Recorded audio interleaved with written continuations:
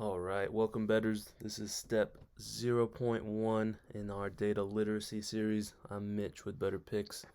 Let's get into it. Basically, one of the most important things you can learn is how to use terminal. So we're going to go through how that works and exactly what it is. So the first thing you want to do is you're going to search for the terminal in the spotlight search. So obviously if you click up here and hit search, and if you're on a Windows computer, then you're going to want to type in command prompt into your search bar. The terminal is basically what the Finder was before the UI looked really nice. So obviously, back in the days, I guess they didn't really have such easy way to navigate a computer. So literally, you would type in commands into your computer this way. So basically, it's exactly the same thing. There's really two main commands that you're going to start off by needing to know, and that is the ls command, and that just shows you exactly where you're at. So you can clearly see, like, if I type ls, it lists all the directories I have to choose from, so desktop, documents, downloads, and then clearly if I'm in the Finder, I can also see like desktop, documents, downloads, and things like that. So I set up this test folder. So basically the next thing we want to do is cd, which stands for choose directory, and I'm going to choose the documents folder. So if I just type in documents, and it's not case sensitive, so don't worry about that. When I type choose directory documents and hit enter, now you can see that it's entered that documents folder, because the percentage, it looks like, see, it's kind of shifted.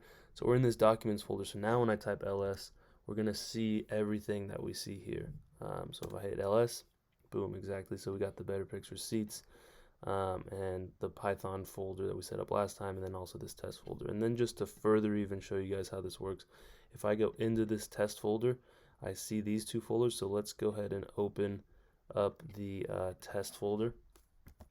So we're going to do cd test underscore folder, and that's going to open. So now you can see that instead of in documents, now I'm in test folder, and if I list these out, I will see 1 and 2. And now just to show you guys again, if I add a new folder and I call it test 3, and now that I've added that, if I hit ls again, it's going to show, right, that I've now added another folder in there. So those are like the main things you're going to want to do, and then everything you do is going to happen in a single folder. Like, try to keep it. So I have this Python folder that we talked about, so I want to do everything related to Python in that folder. Just in terms of being able to grab data sets, things like that, it's going to be really important, because you're going to run into a problem where you think you have a data set in your downloads or something, or in your documents, and it's not going to show up, and it's because it's in the wrong folder. And then the final command for terminal that you're going to want to know is cd ... And if you type that, it's going to take you back. So since I'm in the test folder, and test folder itself is within documents, if I type cd ... it's going to take me back to documents. So now I'm in the documents folder, and now if I want to get in this Python folder, I just got to type in cd python, and now I'm in the Python folder.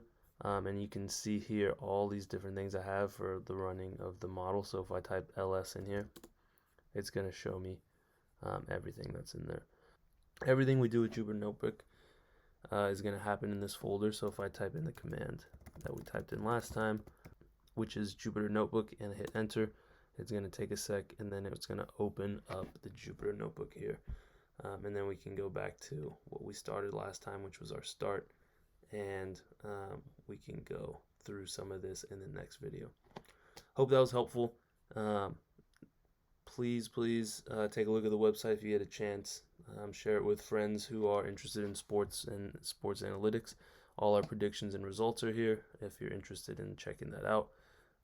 Every bit helps. As always, if you want to get early access to our predictions and analytics, go ahead and check out the website and our Patreon, linked here. Everything we do is always free, so any donations are much appreciated. All right, thank you guys. Best of luck with all your bets this weekend.